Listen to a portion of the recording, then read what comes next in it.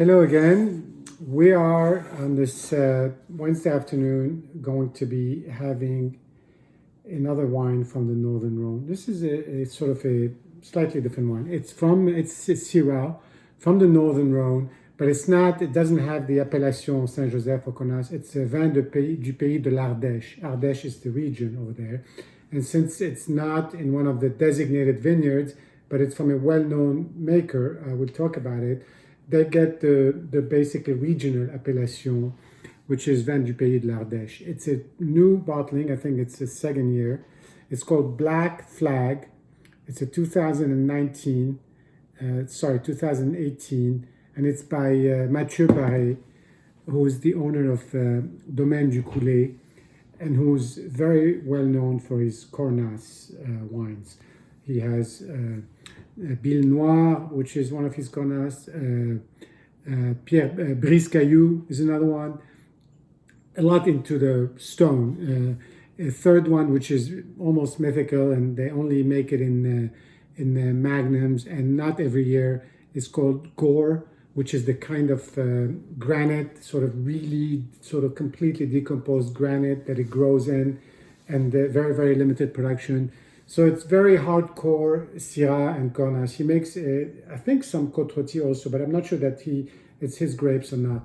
In any case, he seems to have started this new bottling a couple of years ago. It's not his vineyard. He buys the grapes from another farmer. It's about 1.5 hectares of vineyards for this.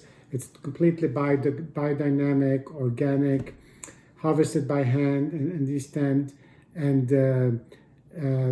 fermented in stainless steel, aged in concrete, so no wood at all, just very fresh, very young, very vibrant Syrah. That's kind of a different take on the style, if you want. And I don't really know exactly what was going on with him, but I imagine it's something new he wanted to start. And again, he's one of the younger stars of the region, and so I think I'd look out for things that he makes.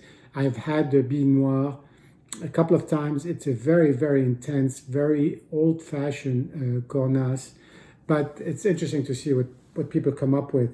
In any case, so this is the bottle here, 13% alcohol, very, very few sulfites added, not fined, but filtered. And again, as we discussed, sort of organic, biodynamic, stainless steel, concrete, all that kind of stuff.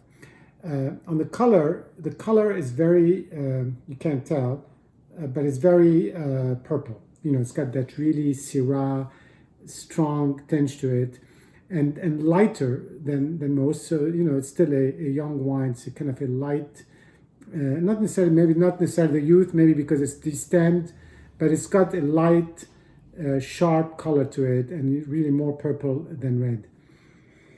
On the nose, what really jumps at you, and again, this is, as you know by now, this is not the first day I've had this open, is the fruit. Just you feel like, and some of the people at home, you tasted it, and it just feel like juice, really fruit juice, and it's that really sharp, acidic sort of red fruit. So we're talking maybe raspberries, that kind of style on the fruit, not necessarily just sweet blueberries, but more tart, raspberries, I would say.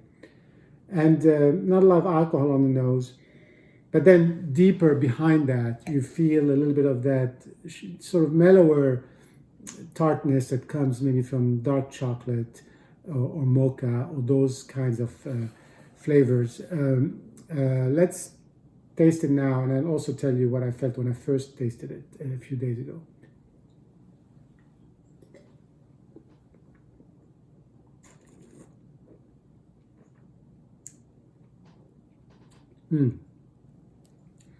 Again, still tart.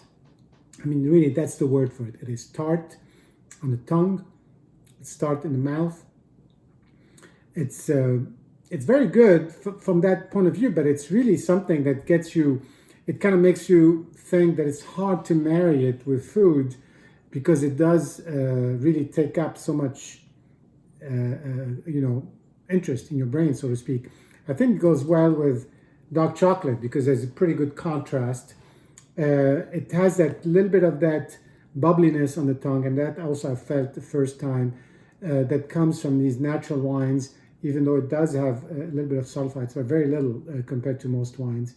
And so you do have that bubbliness, you have that tartness, but then it mellows out a little bit in the mouth and on the finish. It really gets to be a lot better. I think the first attack is a little bit, sets you back a little bit, maybe a little bit unpleasant, but then you just realize that it's really just a very fresh, very drinkable, a little bubbly. I'm gonna have another sip.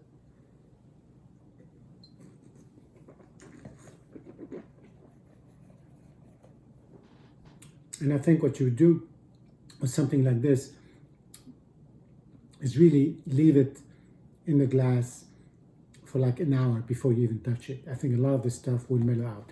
Anyway, an interesting effort by Matthieu Barret, and I'm glad I tasted it. I'm glad I tried it.